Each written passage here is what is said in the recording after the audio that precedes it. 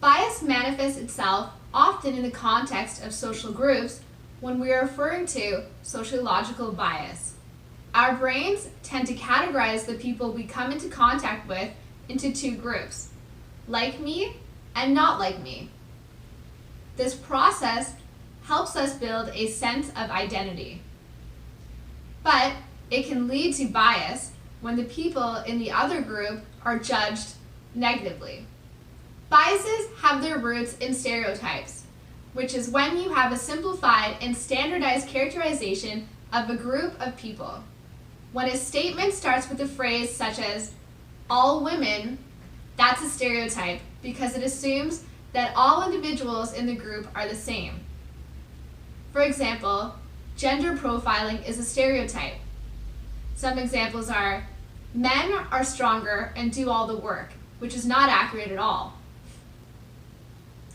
Prejudice is when a stereotype leads to a negative opinion about individuals who are members of that group.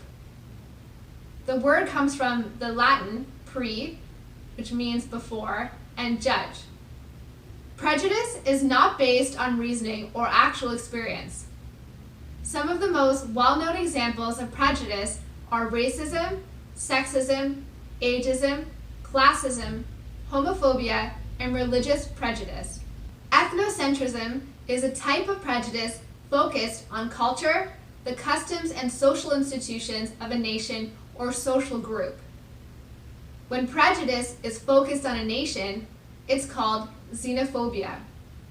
This involves a tendency to view other cultures from the perspective of your own culture and to judge them as inferior to yours. Prejudice heavily impacts the individual being judged. An example of ethnocentrism is when Americans tend to say that people from England, for example, drive on the wrong side of the road rather than the other side. This can cause a sense of not belonging for an individual from another culture and really create a sense of isolation.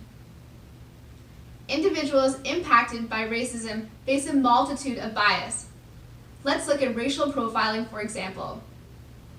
This includes racial comments, a non-existent, contradictory, or changing explanation for why someone was targeted, and deviations from normal practices or an unprofessional manner. On a larger scale, the impacts of ethnocentrism historically can lead to genocide, apartheid, slavery, and many violent conflicts. Another example of impact on society when we look at sexism could be jobs women are more likely to be encouraged to obtain, and overall caregiving roles. It is important for us to be culturally aware and open to differences and be mindful of how we frame other people's differences.